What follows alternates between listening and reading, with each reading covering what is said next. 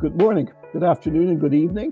Around our troubled spinning globe, which is also bleeding red ink from federal and national budgets, right, left, and center, east, west, north, and south.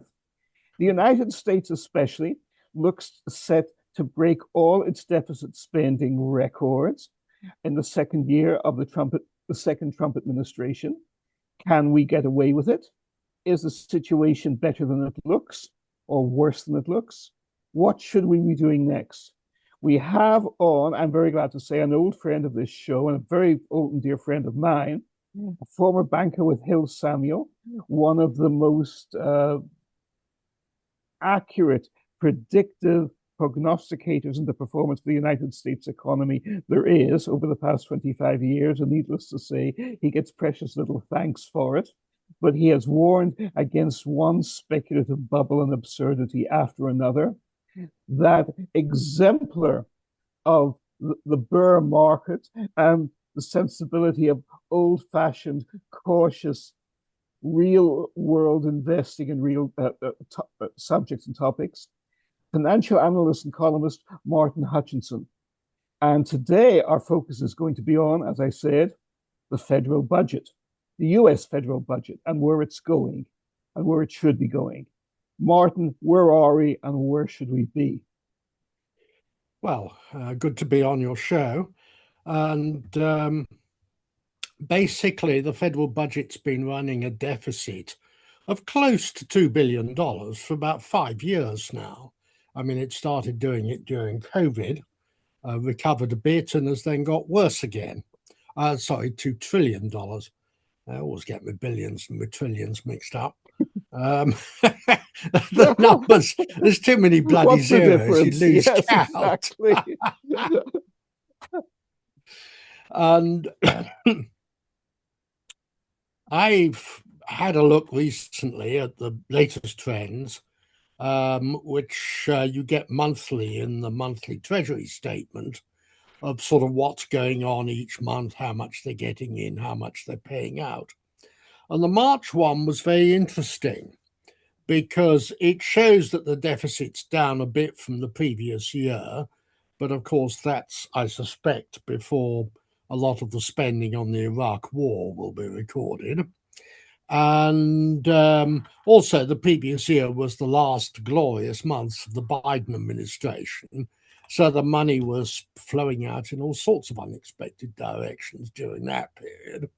So improving on that's not a great achievement. The other thing the March Treasury statement tells you is you look at the breakdown of the income figures. And income tax receipts, because you remember we had this big, beautiful bill, as I think it was called, end of last July, which revolutionized the tax system. And income tax receipts for the first 6 months, October to March, were up about 9% on the previous year, which is actually not bad considering that the big, beautiful bill gave away tax benefits for tips and for overtime, all of which have produced a substantial benefit to the pockets of the working classes. The income tax side of it is fairly solid. And the tariff side of it, of course, is wonderful. That's up $150 billion or so from last year. The tariff revenues are running at roughly $400 billion a year. I don't think you want them to run any higher than that because you cut off trade. But at $400 billion a year, it's a very useful contribution. And it's a contribution that wasn't previously being made. We'd been trying to balance the budget completely off domestic income tax payments and ignoring international trade, as though trade should be tax-free and ordinary day-to-day earnings should be heavily taxed.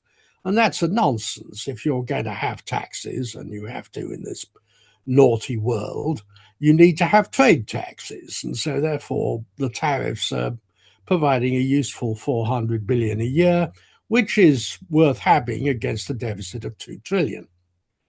The big hole, however, is corporate tax, which was down 28% in the first half of this year, even though corporate profits are running at record levels and the economy is running, as far as one can tell, pretty close to full capacity. I mean, unemployment's down at 4%.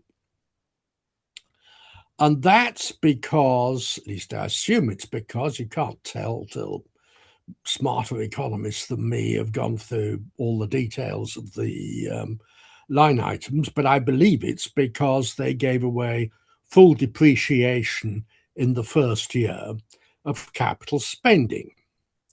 And you can see the results of that in the blizzard of data centers that are springing up all over the country at sort of $100 billion a crack.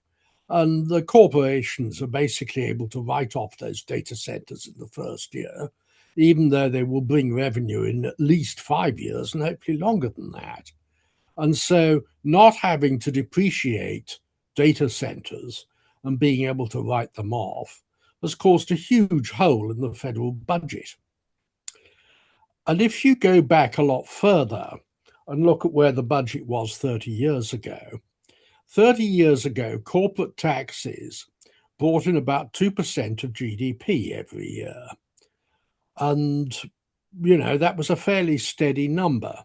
They now bring in about 0.7%, according to these latest figures.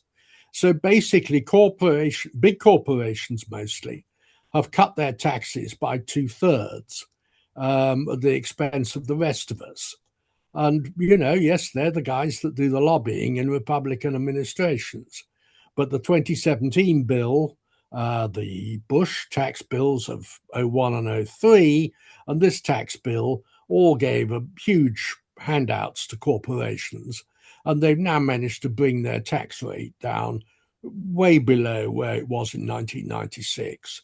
And I don't believe the propaganda that this is magnificent for growth, because I don't think big corporations cause growth. I think entrepreneurship does. And so restoring proper taxation to big corporations is something we need. And it would increase corporate tax revenue from roughly 200 billion, which is all it's running at this year, to about 650 if you took it back to the 1996 levels. And that's another 450 billion. And that's two large chunks out of the 2 trillion deficit. And then my third favorite large chunk would be to abolish the benefits for non-profits, the tax deductibility of charitable donations and such, because non-profits are about 6% of the economy and they essentially bear no tax. And it's actually a pretty nasty, unproductive 6% of the economy, in the sense that an awful lot of them are things like the Southern Poverty Law Centre.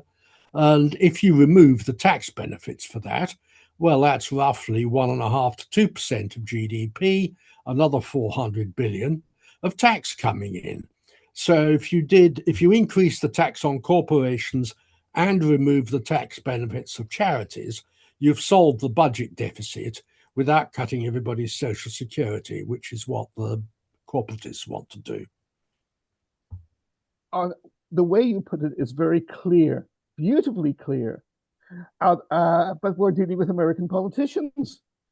Do you see anyone on either side who might do both? I could see people who would do one but not the other. Yes, so can I. I think the Democrats should remove all the tariffs and put income tax up.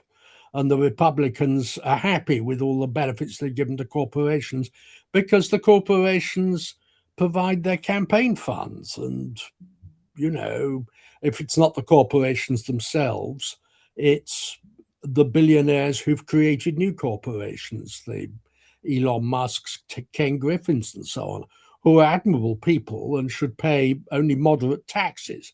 But nevertheless, through their corporations, they're depriving the ordinary American people of the benefit of the revenue they should be able to produce. Could we see a dream scenario where a president Trump or President Vance on one hand would go after the charities, and then after that is done, we then elect President Elizabeth Warren to go after the corporations.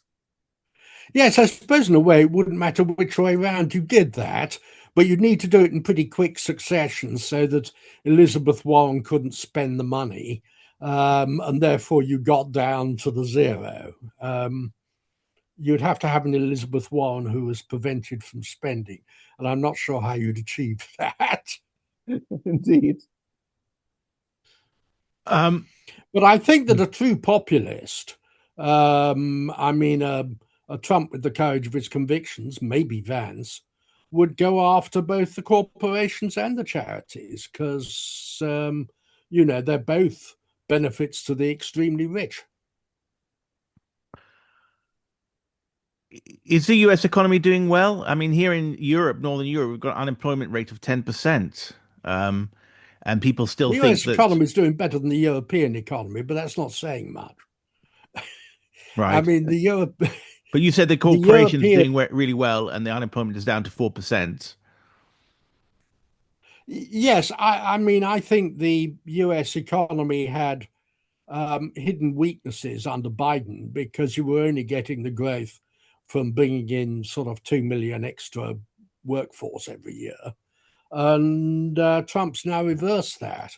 So although I don't think it's doing as well as it might, and I don't think the blizzard of data centers, while they may improve the GDP number, are going to do a huge amount of good in the long run, I think the US economy is doing fairly well worldwide, certainly compared to Europe, because it doesn't have one or two of the European manias like the net zero nonsense. Mm. I mean, the British windmills produced absolutely no power this weekend because the wind didn't blow. Yeah, exactly. We should have had you on. We had a very fierce and interesting debate just before you came on about nuclear. We would have loved to have you on for that, but maybe another time. So Martin, but I mean, we hear about this 40 trillion debt.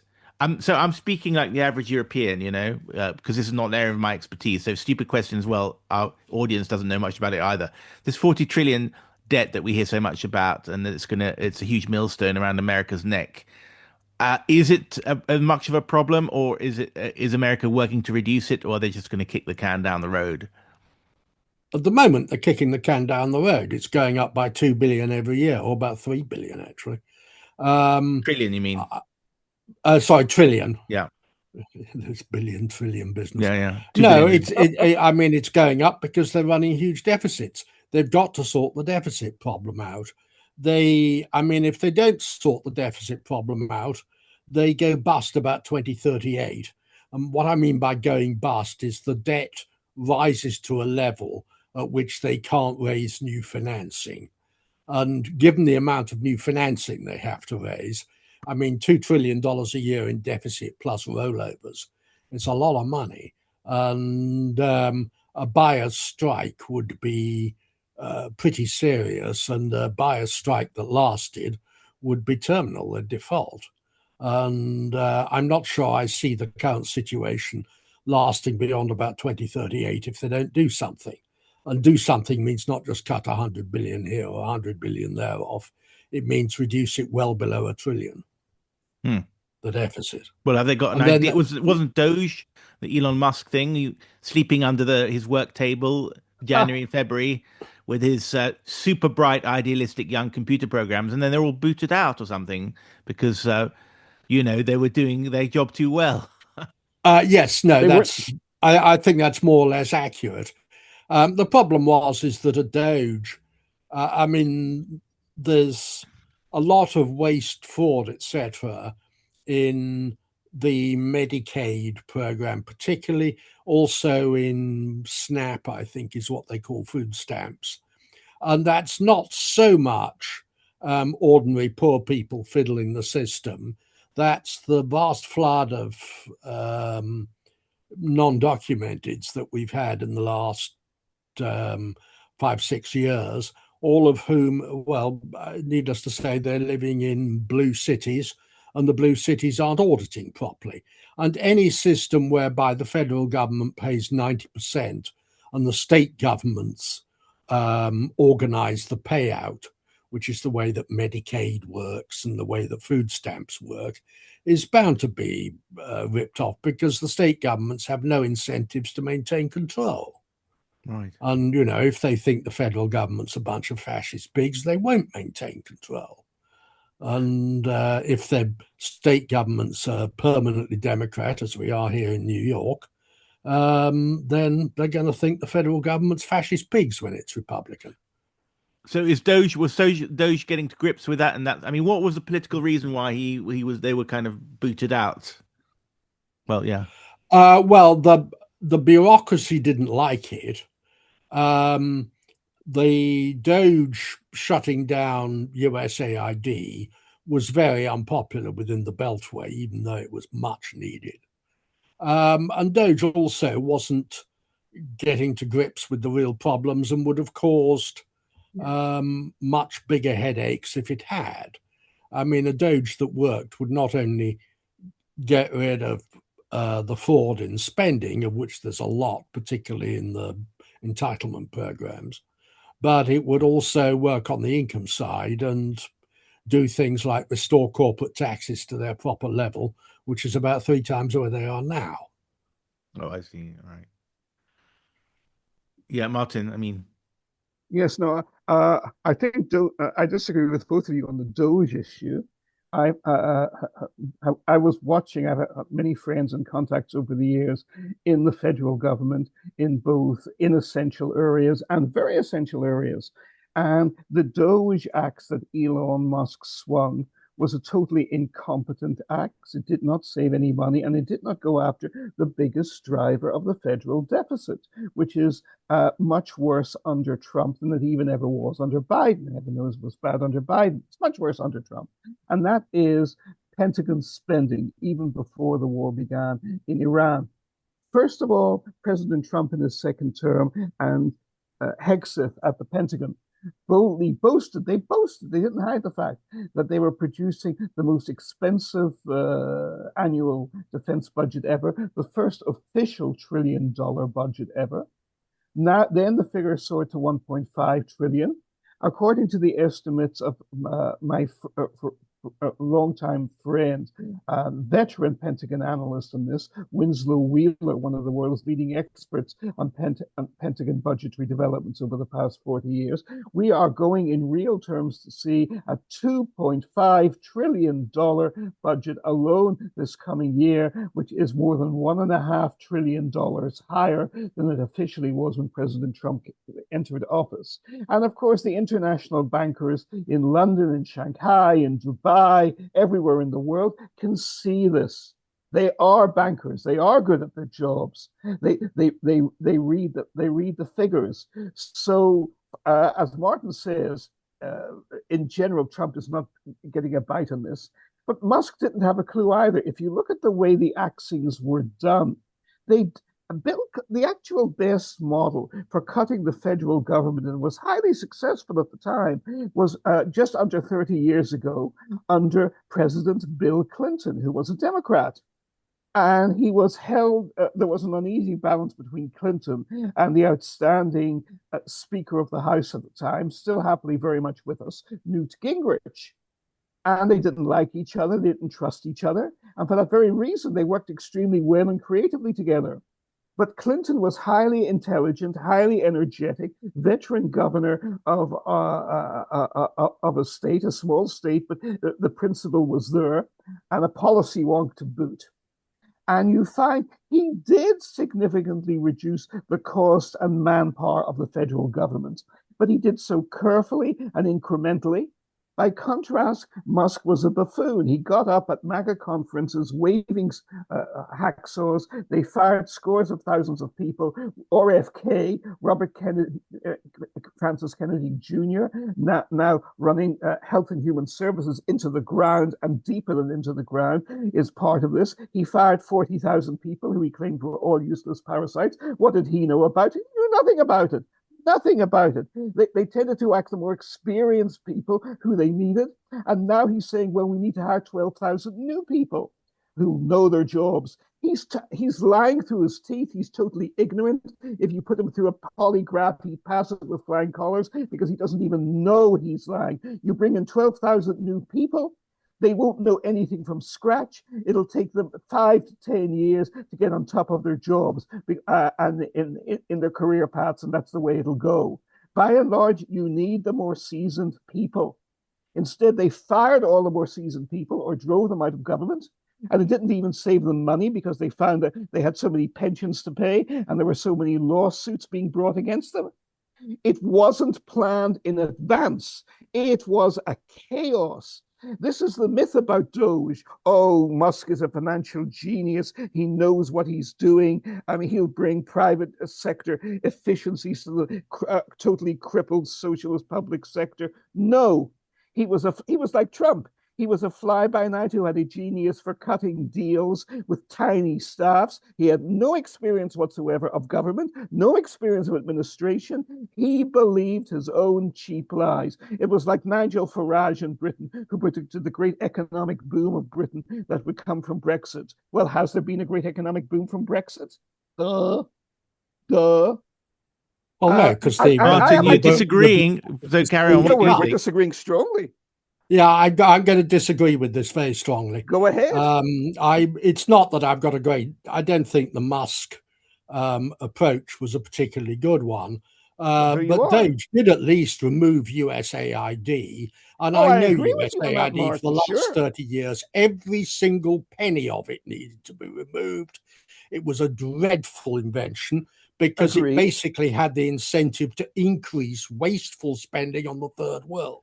And having it within the State Department, because of course you occasionally need to give aid in moderate quantities, but having it within the State Department removes that ghastly cadre of people whose only joy was inventing programs for the third world and indeed hiring god-awful left-wing consultancies to do them.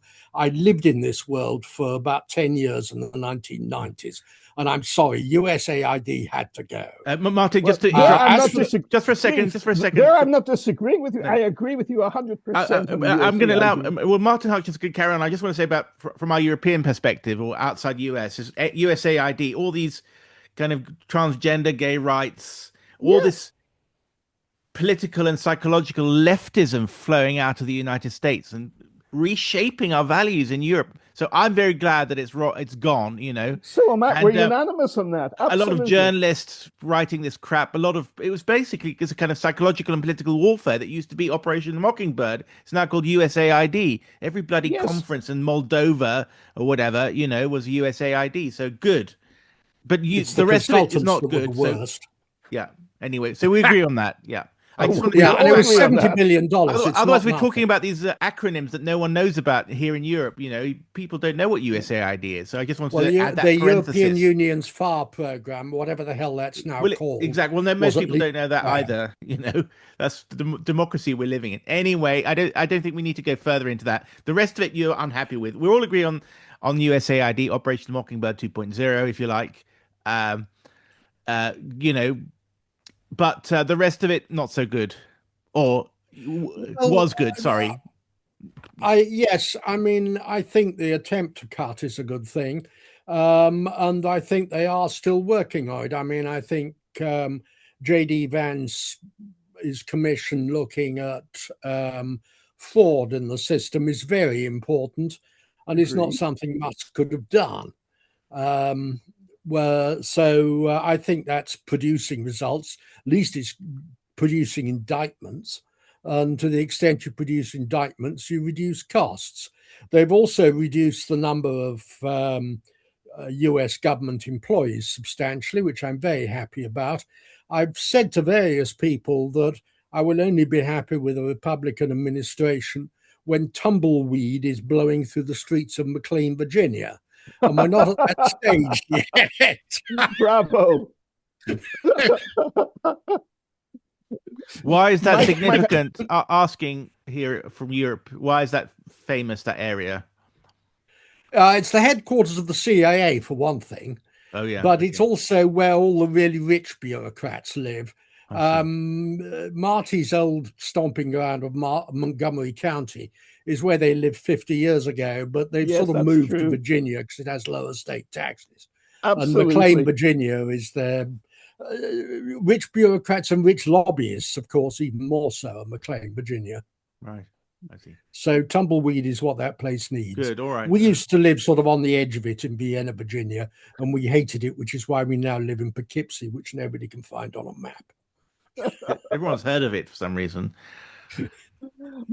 Martin, twisting your wisdom shamelessly as usual, might I suggest we might therefore want a J.D. Vance Elizabeth Warren fusion ticket? Is that the way to financial? I prefer J.D. Vance and Tulsi Gabbard, frankly, if you're going to have a Democrat as the second half. Actually, so would I. That's a very good ticket, actually. I think that's a wonderful ticket. And Tulsi would look out for the Elizabeth Warren end of the equation, I think, better than Elizabeth Warren herself, because she wouldn't spend it. I was going to say, you now have a choice of two prominent figures who should hire you as their chief political strategist, Martin. I'm no use to anybody as a political strategist. I'm still waiting for the phone call as a Fed governor so I could rant at the Fed. But political strategist, no, I was never any good at that. Right. My electoral record is played 32, lost 32 when I was a student. And I said that has to tell me something. But yeah, so Martin, so basically Doge we thought it ended, but it was kind of carrying on, but with JD Vance looking up new ways to cut the deficit, which will leave a USA bankrupt by 2038 if they don't come to terms with it. So Vance has got a lot of stuff on his plate. He's looking at foreign policy right now. Martin was talking about the Pentagon and its 2.1 trillion budget. You know, I mean, is that what the president of peace should be spending his money on? I mean, defense spending is like a black hole, isn't it? It's not investment. Yes, it is. It's defense procurement and the consultancies surrounding defense, or where the money goes and where the money has to stop going. There's an awful lot of companies that make very good money out of the Pentagon budget, and by and large, most of them are superfluous to requirements. So to that extent, I agree with Marty. The defense budget is possibly not bloated. Well, it is certainly bloated in the sense they waste the money. And I certainly don't approve of increasing it by even 50%, partly because everybody increasing the defense budgets is the way they got into World War I, and I don't want them to do that again.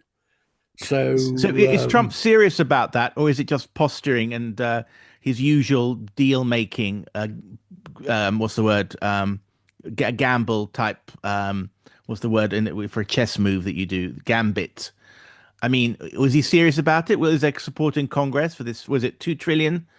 I mean, a massive increase. No, it's 1.5 is all he's said so far. Oh, okay. And I think I think Trump has, he gold plates everything, literally. Yes. And he has rather an affection for big, shiny new weapons systems. Yes. On the other, and I think there's a lot of removal of deadwood consultancy that needs to happen before you start wasting money on big, shiny new weapon systems. I mean, I think the case for some of the big, shiny new weapon systems is a very good one. I think, for example, that whatever the American equivalent of the Iron Dome is undoubtedly necessary. It's purely defensive, but you got to know that not one, but probably 6 lunatics are going to get nuclear weapons over the next 20, 30 years, and you need to have a defense against them. And so that I would approve of, but I don't think we need to do any more on the offensive side, particularly. We seem to be able to bomb things flat quite effectively.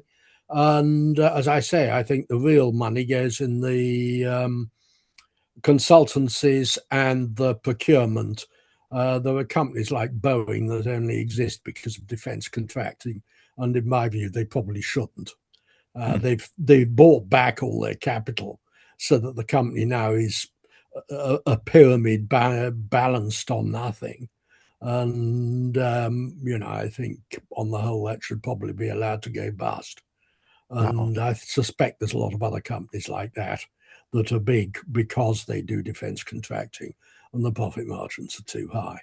So, yes, a Doge that looked directly at defense contracting and cut back some serious percentage, 30, 40, 50% from that would be very, very useful indeed. I mean, wasn't one of the problems with Musk is that he had a vested interests? I mean, he's also a player. Yes. He's not a neutral observer. So he doesn't want to bite the hand that feeds him, which includes SpaceX is a Pentagon contractor. That's right. Absolutely. Yes. Musk is not the right guy. Exactly. Musk and his Doge did not cut 1 cent from defense budget. And I fully agree with your analysis, Martin, totally. I'll add just a further point, and it's this. Trump lives in the la-la land of watching Fox News endlessly. Now, liberal news peddles fantasy, and Fox News peddles its own fantasy. And the Fox News fantasy, all too common in America over the past 60 and 80 years even, is the more you spend on defense, the better your defense and your weapons systems will be. But very often that's not the case at all. Yep.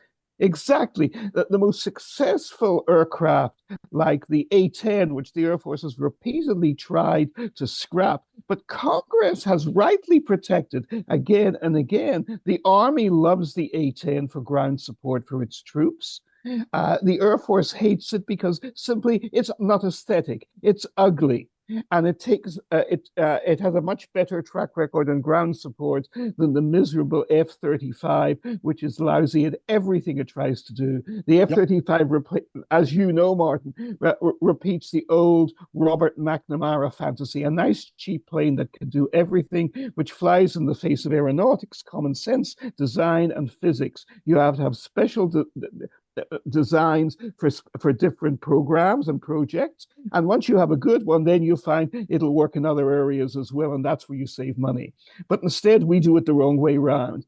And of course we had outstanding tank in the Abrams for 40 years, but that was 45 years ago the Abrams was designed. It's our projects for replacing the Abrams, especially in a completely different kind of battlefield, are very dubious. We're in a drone war, precision weapon environment now, of course. The weapons need to be produced much more cheaply and on a vast scale. People in Congress recognize this, but they just don't know how to go about doing it. They want to do it. They're not trying to delay it. But as you know, they don't know how to do it. And they're caught up with the curse too. Why can't we make perfect weapons? And it just makes them more expensive. So you make the same mistake the Germans made in World War II. You have a few weapons that everybody looks in awe at, but you can't make lots of them. And the people who make lots of them cheaply, like Britain and America and the Soviets, all wisely did, we win the war. Well, the atomic bomb doesn't fit into that exactly. Analysis. Once in a while, you gamble on the game changer.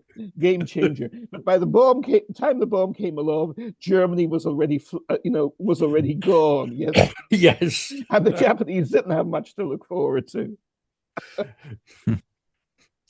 Yeah.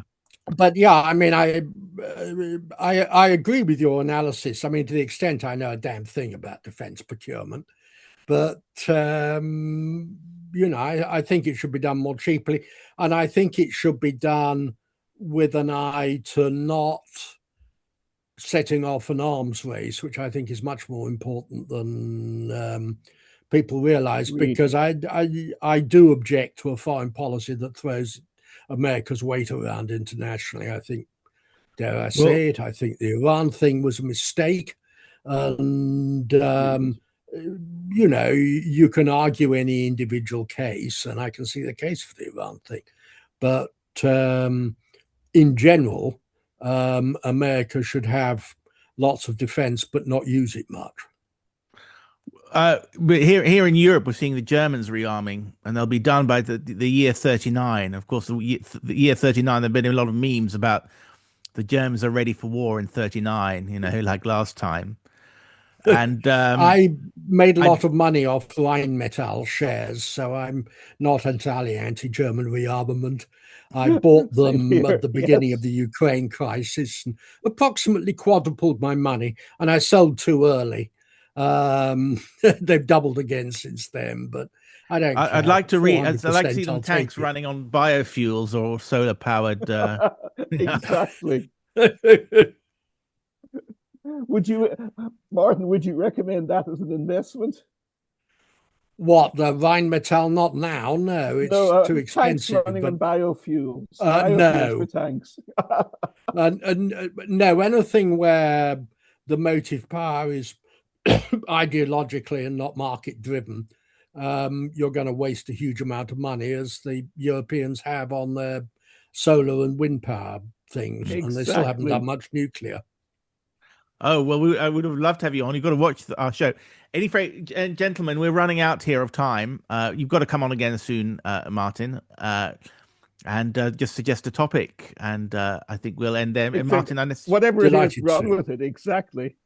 So Rheinmetall shares Delighted to come are would have been a good investment, but it's probably a bit late now. Still are. Still are, maybe. All right. Thank you very much, gentlemen.